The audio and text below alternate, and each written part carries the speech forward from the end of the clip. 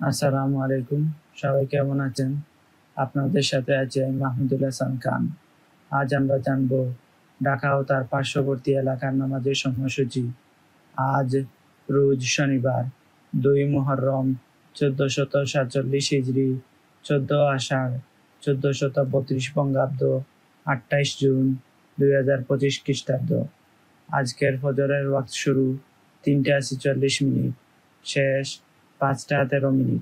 জোহর শুরু ১২টা ৩, শেষ ৪টা ৪১।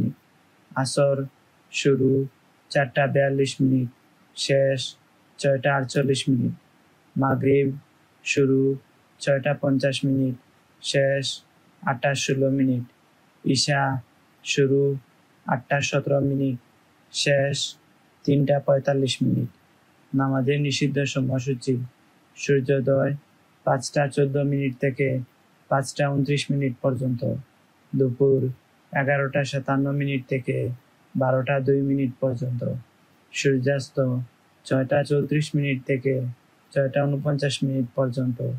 নফল নামাজের সময়সূচি: তাহাজ্জুদ ও সাহরির শেষ সময় ৩টা ৪৫, ইশরাক ৫টা ৩০ থেকে ১১টা ৫৬ পর্যন্ত, চাশত ৫টা ৩০ থেকে ১১টা ৫৬ পর্যন্ত।